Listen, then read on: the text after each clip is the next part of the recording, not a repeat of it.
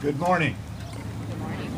My name is Ken Bennett, and I'm happy to be your Master of Ceremonies for the 19th Annual Memorial Day Observance, hosted by the Avapai Cemetery Association.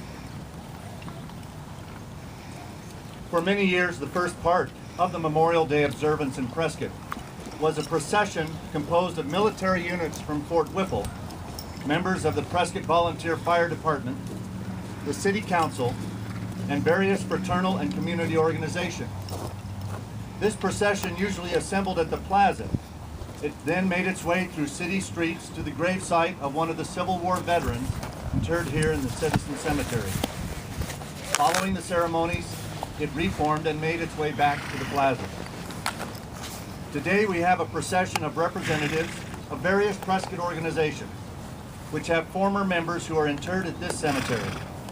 I will read the name of the organization, the names of the interred members, and give a brief historical sketch of the group. Meanwhile, current members of the organization will enter and take their place. Interspersed between the groups are members of the Elks Opera House Guild and the Regulators and their shady ladies. These men and women wearing traditional period clothing add on authenticity to our procession today. Leading the community organizations today is a representative of the Arizona Rangers. The Arizona Rangers had been preceded by the organization of the Territorial Arizona Rangers in 1860 and served the Arizona Territory before being disbanded in 1862.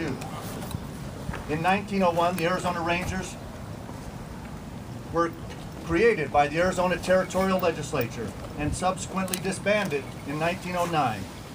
Reestablished in 1957 by a few surviving original Territorial Arizona Rangers, the present-day Arizona Rangers were officially recognized by the state of Arizona in 2000. Today we have Captain. The history of the Arizona Rangers is one of integrity, pride, and uncompromising with a long commitment to the history of Arizona. No matter how distant, how difficult, or how dangerous, the Arizona Rangers have always answered the call of service. Today we are served by their presence throughout the cemetery.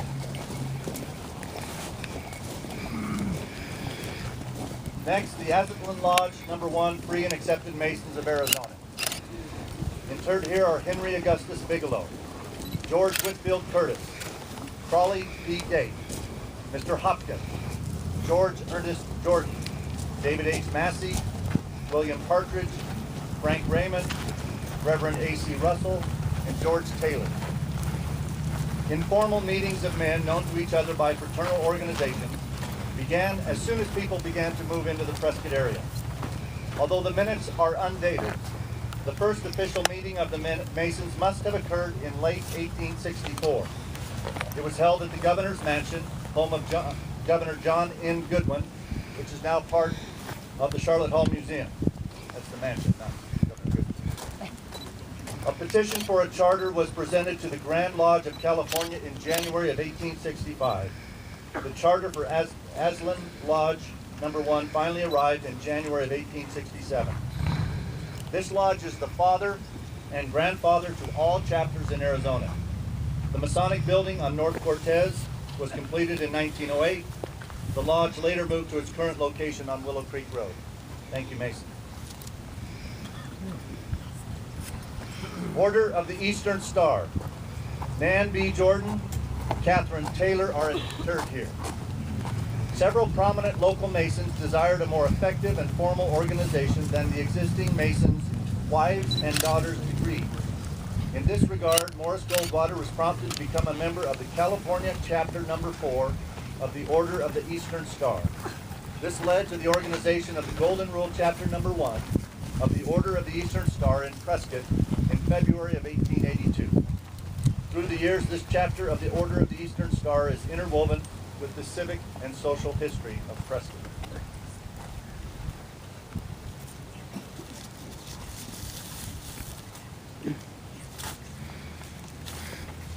The Knights of Columbus. Interred here is Patrick J. Fitzgerald. The Knights of Columbus fraternal organization was founded in 1882 by Father Michael McGivney and a small group of men in order to provide some security for widows and orphans of Catholic parishioners. Father McGivney's idea grew into an order of Catholic men and their families dedicated to promoting charity, fraternity, and patriotism. The local chapter was chartered in 1905.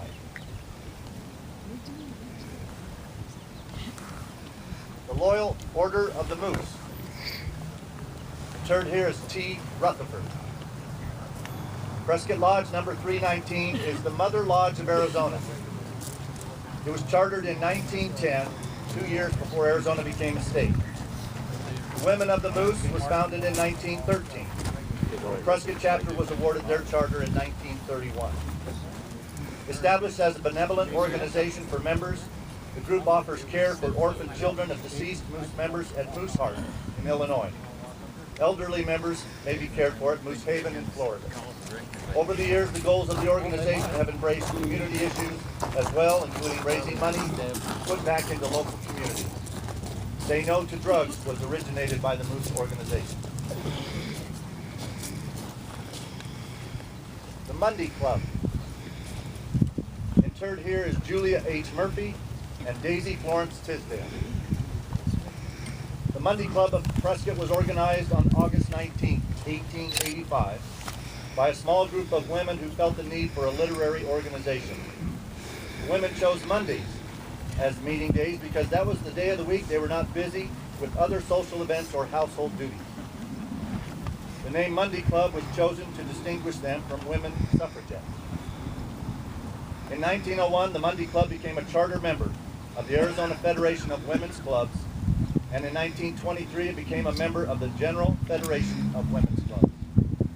Over the years, the Mundy Club has been responsible for many improvements in Prescott, including funding for the Carnegie Library, assisting Charlotte Hall with the restoration of the Governor's Mansion, bringing manual arts and the first kindergarten to the schools, and providing scholarships to worthy young women. Prescott Volunteer Fire Department. Interred here is Archie M. Anderson of the OK Hose Company, Christopher Bauer of the Tufts, George Burton of the Tufts, John E. Fitzgerald of the Hooks, Ernest O. Mathewson of the Dude, Jack McCarran of the Hooks, Emerson Tackett, and Joseph P. Tierney. The first organized fire brigade was the Prescott Volunteers, formed in 1878. This group was mainly a bucket brigade and was created because Morris Goldwater's new store caught on fire. In 1884, a city water system was installed, and in March of 1885, the Prescott Volunteer Fire Department was created.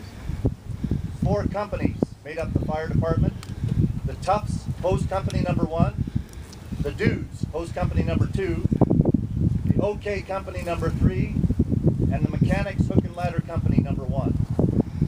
In 1954, the Volunteer Fire Department was overhauled and reorganized.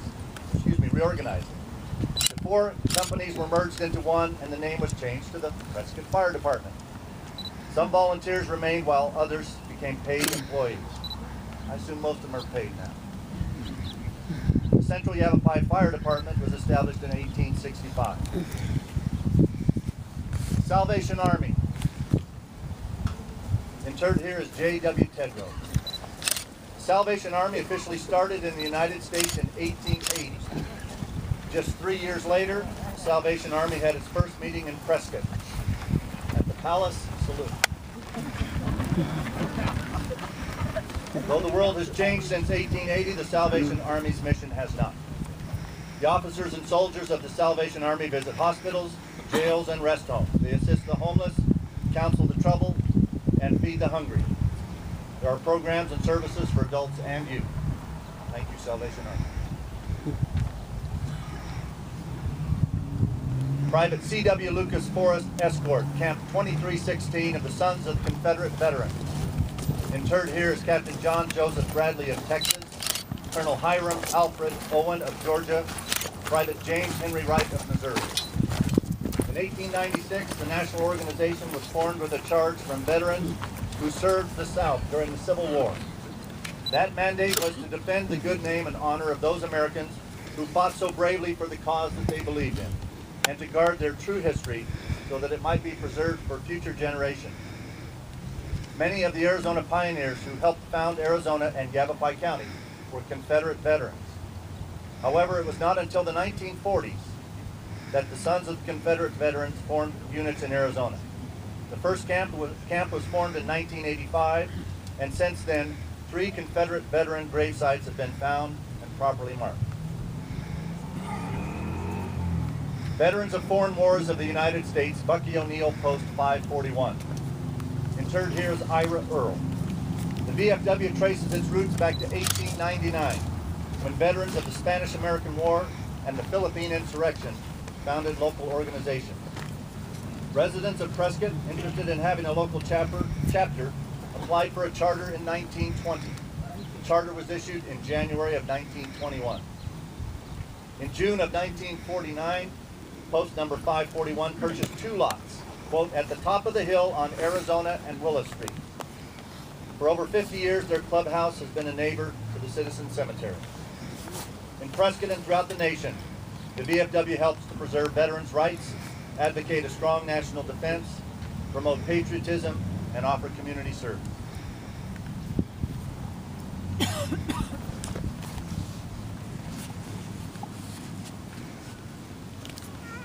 Benevolent and Protective Order of Elks. Interred here is Dennis A. Burke, charter member, William W. Durbin, John H. Farrell, M.D. Hayes, Reese Martin Ling, W.F. Stewart, Joseph Tiernan, and George Tisdale. Sounds like some of these individuals belong to more than one organization. I heard Tiernan and Tisdale already. The Elks. The fraternal organization was founded nationally in 1868. In July of 1896, a charter was granted for the Prescott Lodge number 330. Many of Prescott's leading citizens were charter members. Within 10 years, the Prescott Lodge had raised $50,000 to erect a building on East Gurley Street. The plan included 4 storefronts on the ground floor, offices on the second floor, and the Great Hall, plus 2 lodge rooms on the 3rd floor. However, the plan was revised to include an opera house at the urging of the citizens of Prescott, who were anxious to have a performance hall.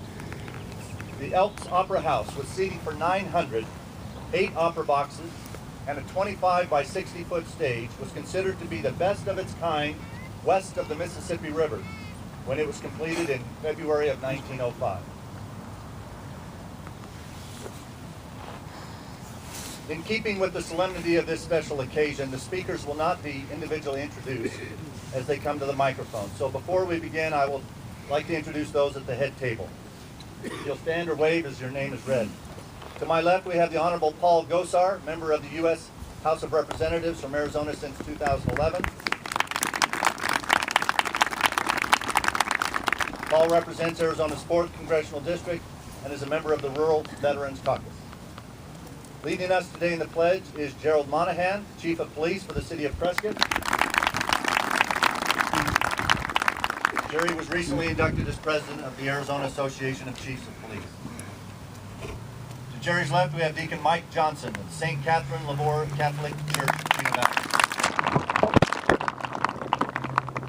To my right, we have Selby Collison, 1st grade teacher at Sacred Heart Catholic School. Accompanying Selby is Teresa Gutierrez, a 7th grader at Sacred Heart. Sacred Heart School held an essay contest on the meaning of Memorial Day. The first place winner was Miranda Todd, who unfortunately could not be with us today to read her essay, so Teresa will read it on her behalf. To Teresa's right, we have the Honorable Craig Brown, District 4 County Supervisor. Craig's also a member of the American Legion Post 57 in Ashford. To our far right, we have the Honorable Marlon Kirkendall, Mayor of the City of Prescott.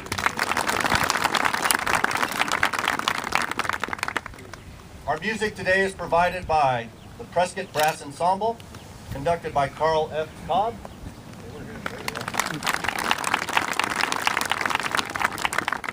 The Veterans Memorial Piper Corps, led by Don Mansfield. We have a solo by Melody Startzel and Emily McMahon. Melody and Emily will also lead the audience in a selected song later in the program. And finally, but not least, Echo Taps by John Stevens from the American Legion Post Number 6 and Tom Holzman of the All-American Airborne.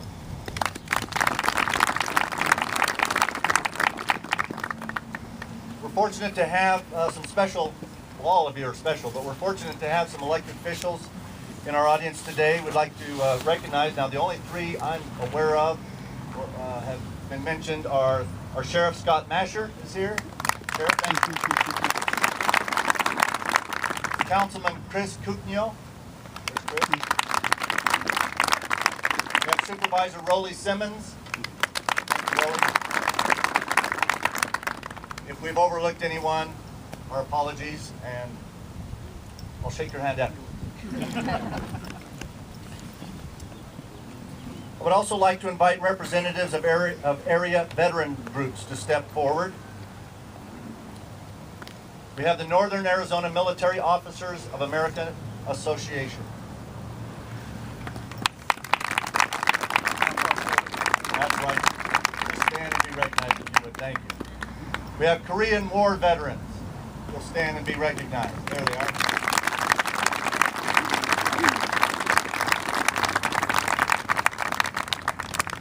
Pearl Harbor survivors. Pearl Harbor.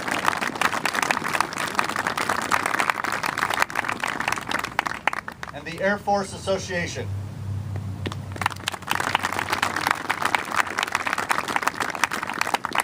Veterans for Peace. We have Veterans for Peace in the back. Do we have any other veteran organizations that did not get onto our list that we'd like to recognize? American Legion. American Legion, thank you very much. Military Order of the Cootie. Cootie. The honor degree of the Veterans of Foreign Wars. Thank you for being with us. Any others? We appreciate you being here. Thank you very much.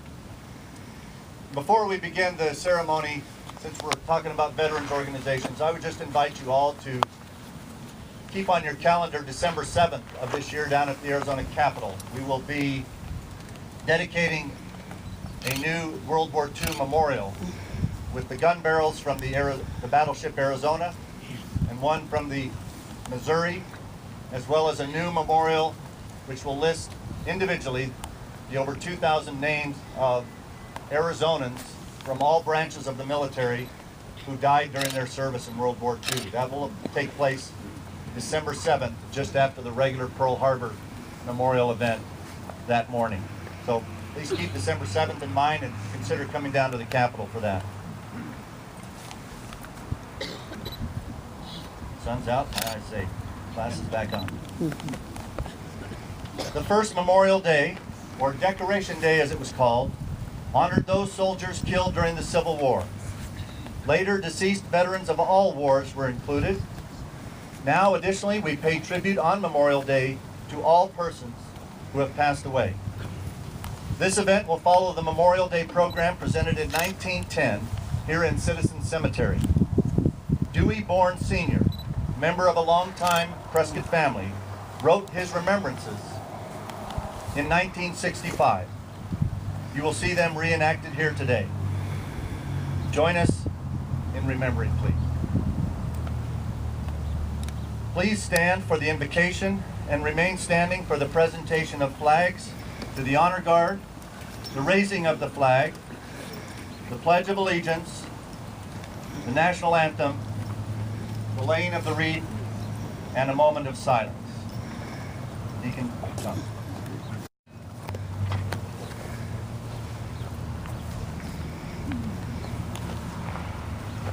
O God of life and of history, we gather on this day for sacred remembrance and renewal of spirit in this great nation we call America. In the Gospel of John, Jesus tells us, "This is my commandment. Love one another as I have loved you. No one has greater love than this, than to lay down one's life for one's friends."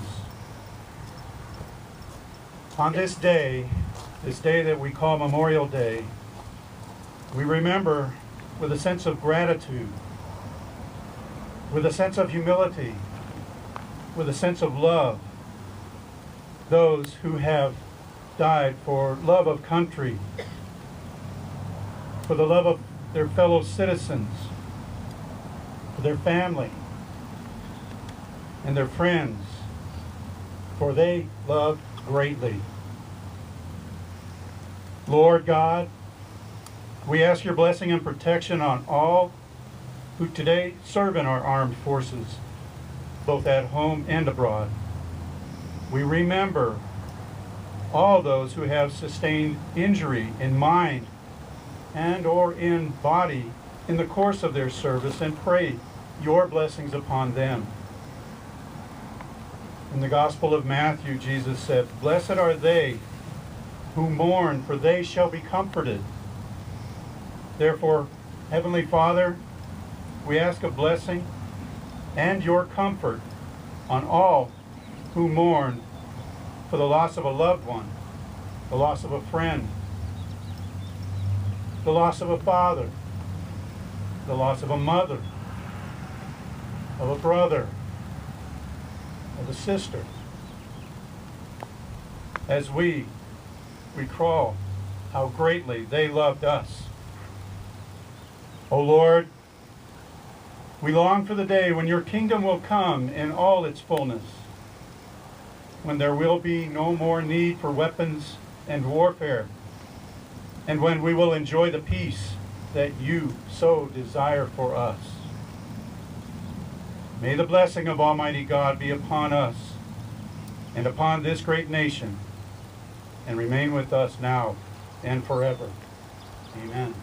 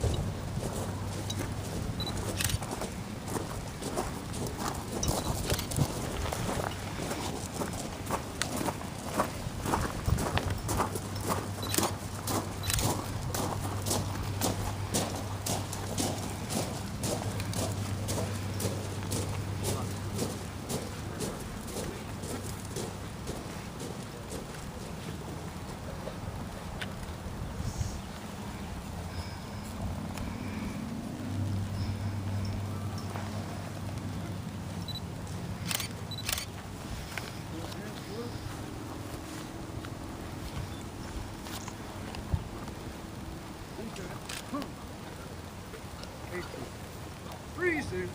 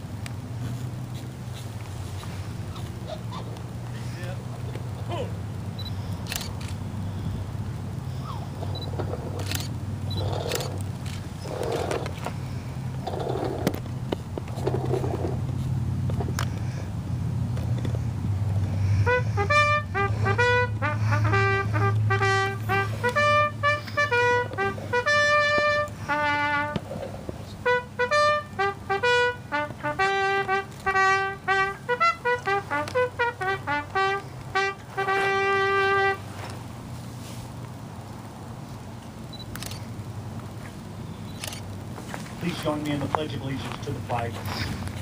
I pledge allegiance to the flag of the United States of America and to the republic which stands one nation under God, indivisible, with liberty and justice for all.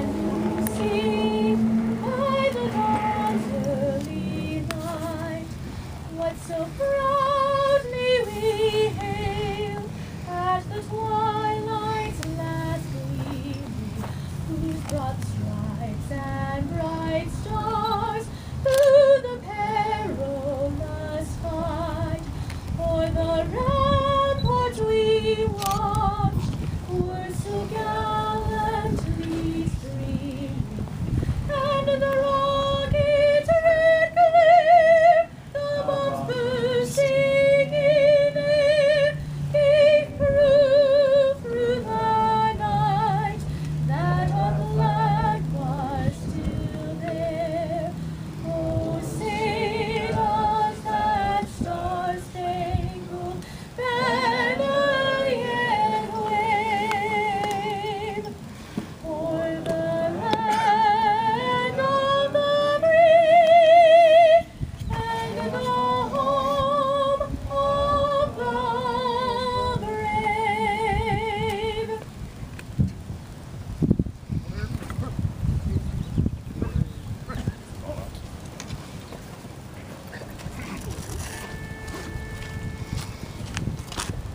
When the storm clouds gather far across the sea, let us swear allegiance to a land that's free. Let us all be grateful for a land so fair as we raise our voices in a solemn prayer. God bless America, land that I love. Stand beside her and guide her through the night with the light from above. From the mountains to the prairies to the oceans wide with foam. God bless America, my home sweet home. God bless America, my home sweet home.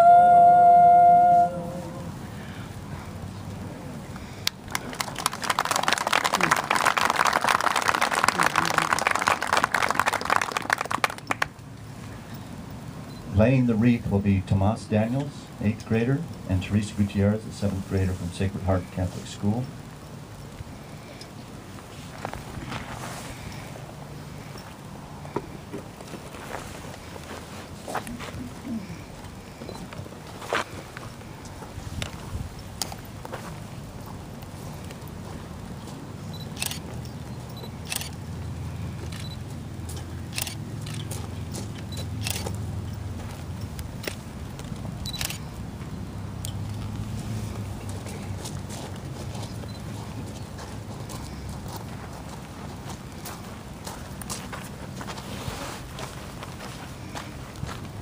Please join in remembering as we share a moment of silence.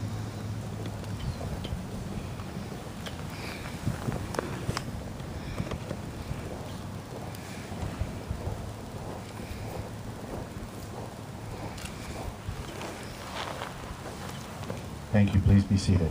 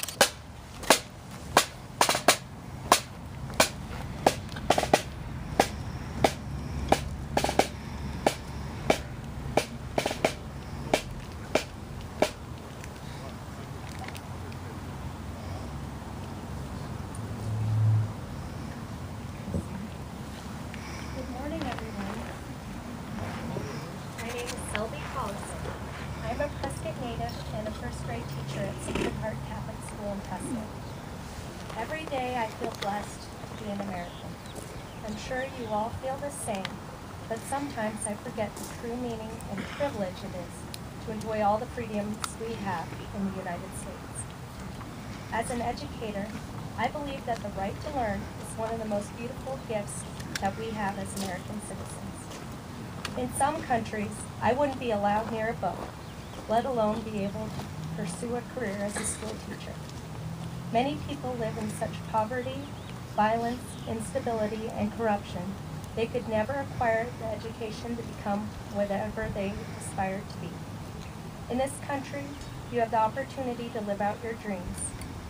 None of this would be possible without the courage, hard work, patriotism, and drive of our servicemen and women. They fought and continue to fight for our right to pursue the American dream, live free, and to learn. Through their sacrifices and the sacrifices of their families, we have the ability to be whoever we want to be when we grow up. We owe it to these extraordinary people to work hard and succeed. We have been given the treasure of knowledge and freedom in the pursuit of happiness. Every day, I am reminded of the splendor of this liberty within my classroom as I stand before the blossoming minds of our future.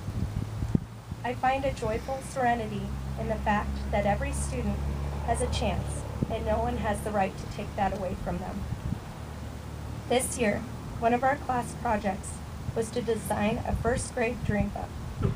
In this writing project, I prompted students to write about what they hope to achieve when they grow up.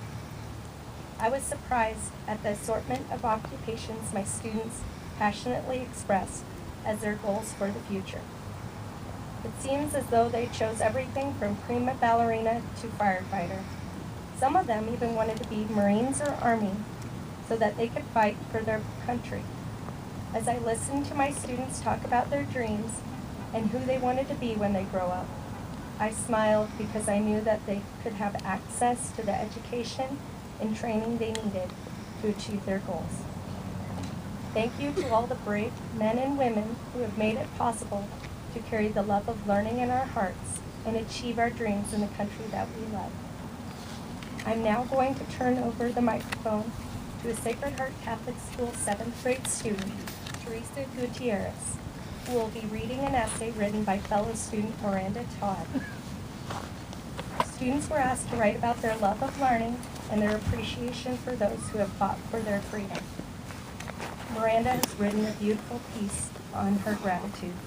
I will let Teresa take it from here.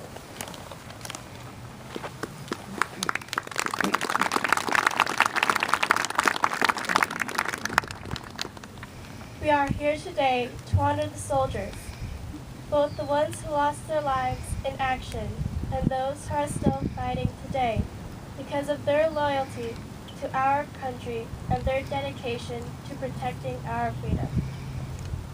These men and women are truly selfless, offering up the ultimate sacrifice of their own lives to defend our human rights.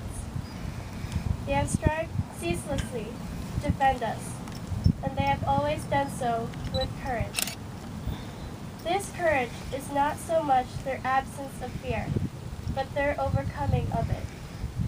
These soldiers face dire situations, despite their fears, to protect this great nation.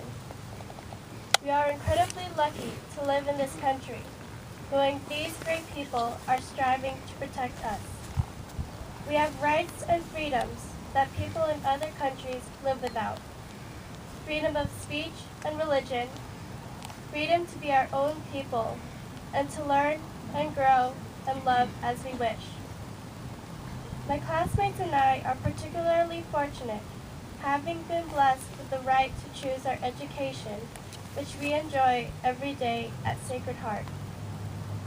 We have amazing teachers that care about us, and we have a deeper understanding of character, of loyalty and kindness, honor and love.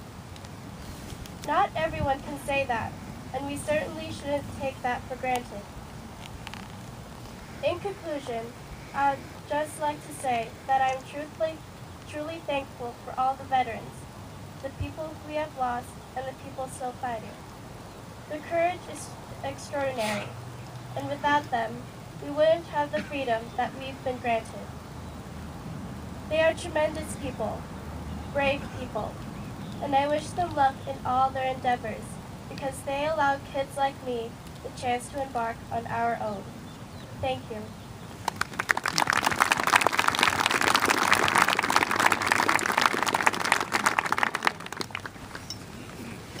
Being here, see people that enjoy calling themselves United States of Americans. That's not something that happens very warmly in Washington, D.C. First of all, I'd like to thank everybody for coming out today to honor those that have fallen and that are interned here, interned across this country, and unmarked graves everywhere around the world. Because it is that ultimate sacrifice that gives us what we call today the United States of America, the freedoms and liberties. I would also like to thank the families, because it is a family affair. There is a sacrifice to be paid at war, but there's also a sacrifice to be paid at home. And too often we do not acknowledge the families and the support that they get. I'd also like to take the opportunity to thank all of the veterans who are here today. Thank you very much for your service. You know, you can't say thank you enough for what you have done and how you served.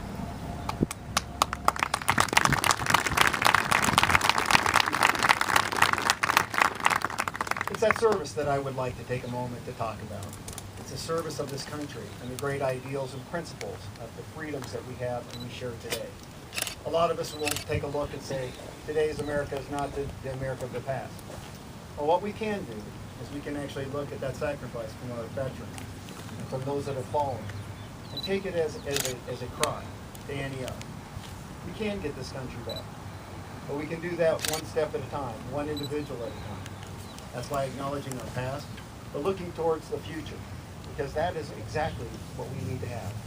We need to instill that camaraderie, that community, that family aspect for which America is so great.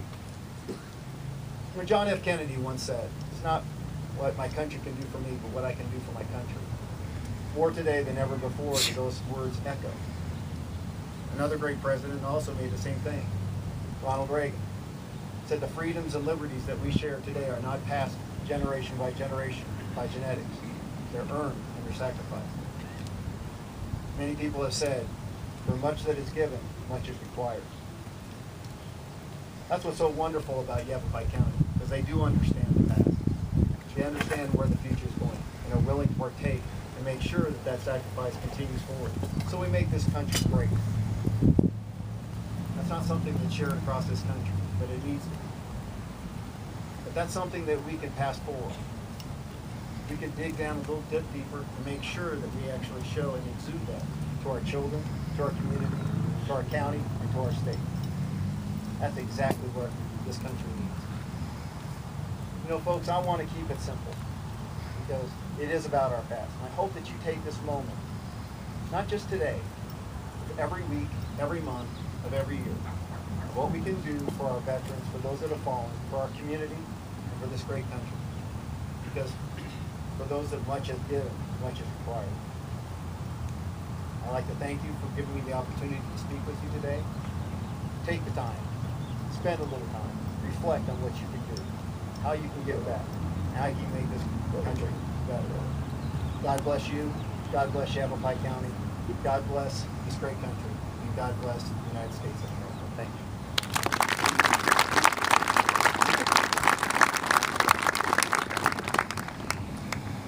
Many of those gathered here today served our country in one of the branches of the military. And I know we have a lot of veterans with us. I'm going to take the liberty as the Master of Ceremonies of singling out my cousin, Brad Bulicek, who served and is the great-grandson of one of the early family of this community. But to all of you veterans, we say thank you. And now we invite you to stand or raise your hand when the hymn of your branch of the military or a branch of your loved ones is played as we salute all veterans. Members of the American Legion Post 6 Honor Guard will present the flag of each branch as the hymn is played.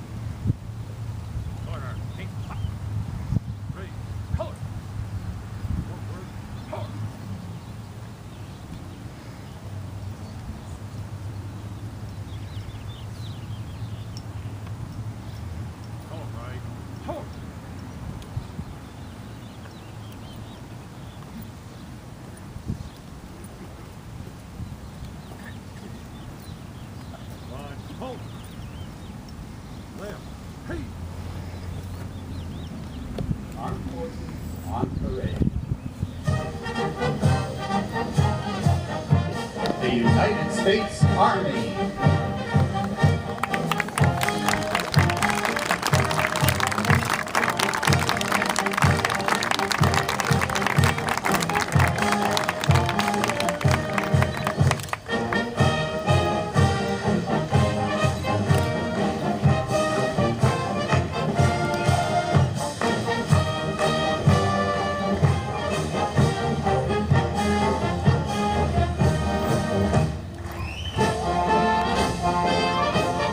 United States Marine Corps.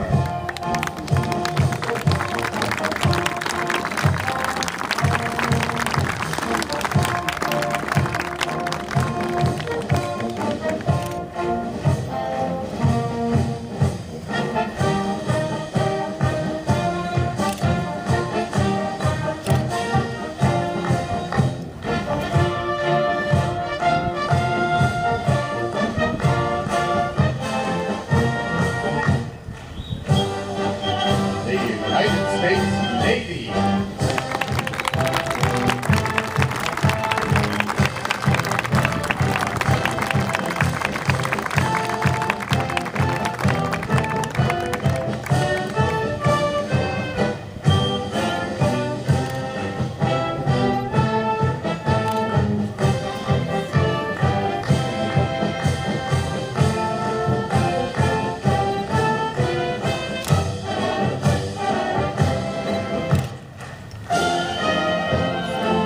United States Air Force.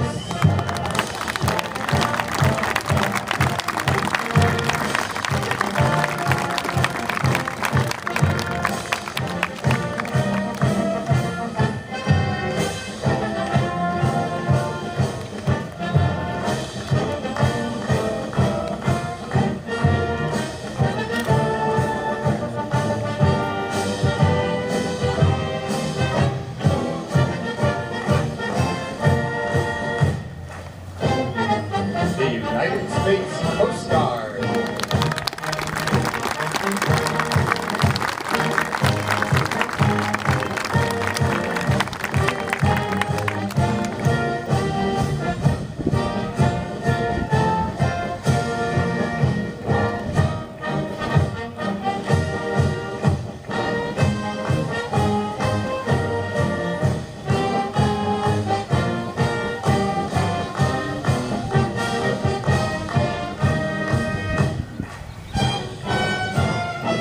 United States Merchant Marine.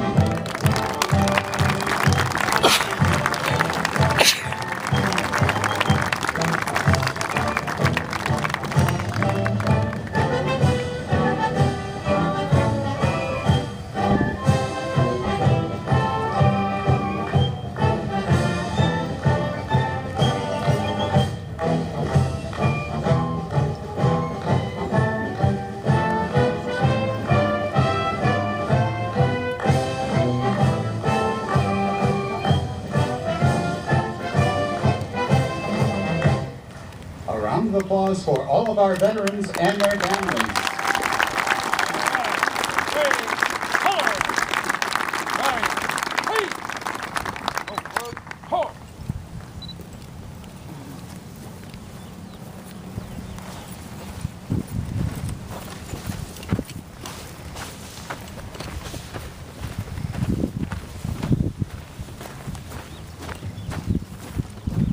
Morning, everyone. On January 19th, 1863, President Abraham Lincoln traveled from Washington to a small town, Pennsylvania. The town's name, Gettysburg. He sat through a long oration by a number of people that preceded him in the speech of the day, and actually the crowd grew very weary.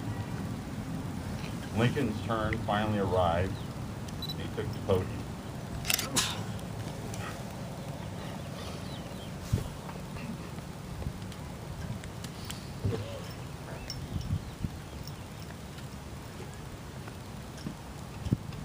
He began. 407 years ago, our fathers brought forth on this continent a new nation, conceived in liberty and dedicated to the proposition that all men are created equal.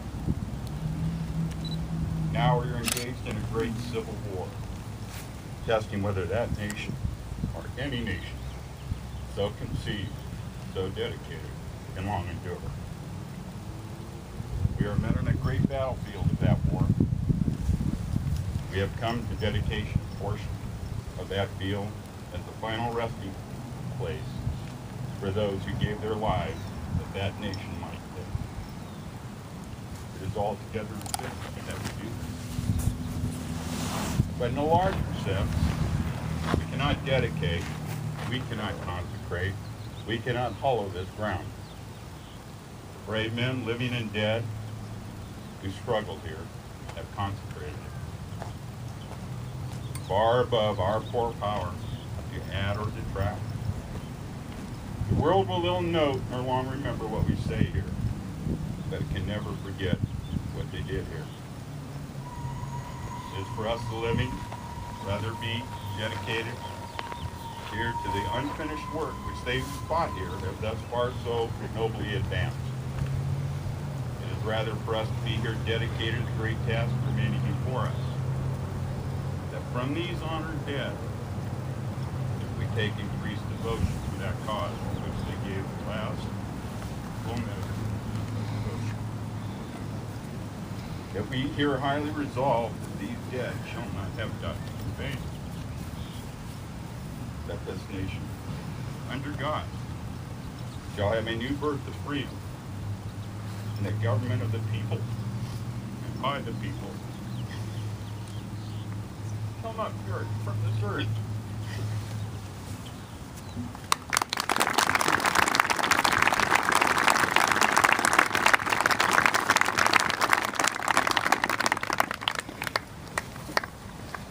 Please allow me to share a poem by Barry Maltese entitled The Symbol of Freedom.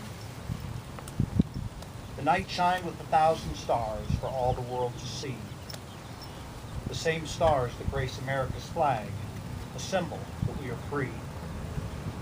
Upon the backdrop of the truest blue, those stars seem to glimmer and shine, graced by the love of so many people and the blessings of the divine. Red and white stripes hold a special meaning, dedication to purity. For many shed blood for the ultimate reason that no one bows to tyranny. And in the flag that waves so very proudly are the lives sacrificed for a cause, defending the concept of human freedom, challenged in so many wars. As our heroes rest inside our history, a past filled with champions untold, we pledge allegiance to our flag and its future that has yet to unfold. Thank you.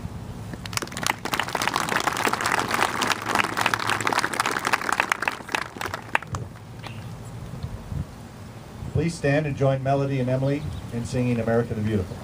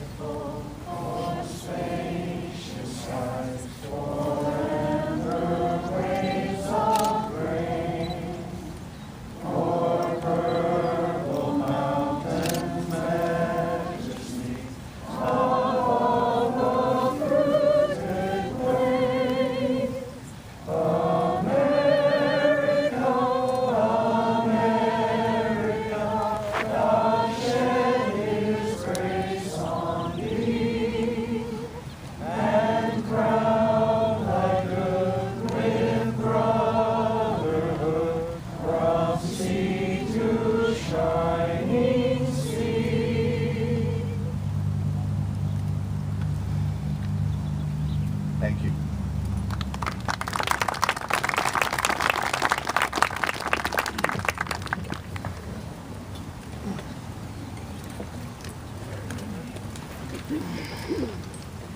Good afternoon, everyone. Good afternoon, Mr. Mayor.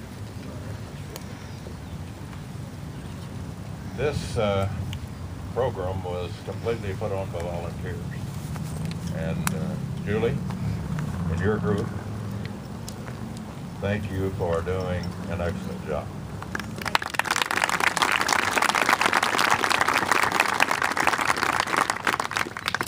When Julie gave me the opportunity to share the podium today, well, of course, it's always an honor. And kind of reminded me of, you know, what do you do with closing thoughts? That could apply to a lot of different things, but it reminded me of the little country church that I was honored to go to when we was young. And there would be a mimeograph. Those of you remember a mimeograph machine? Seems like we always had a program. And it had invocation and singing and people speaking. But what I remembered, the closing thoughts was usually longer than the rest of the entire sermon. So we're not going there today.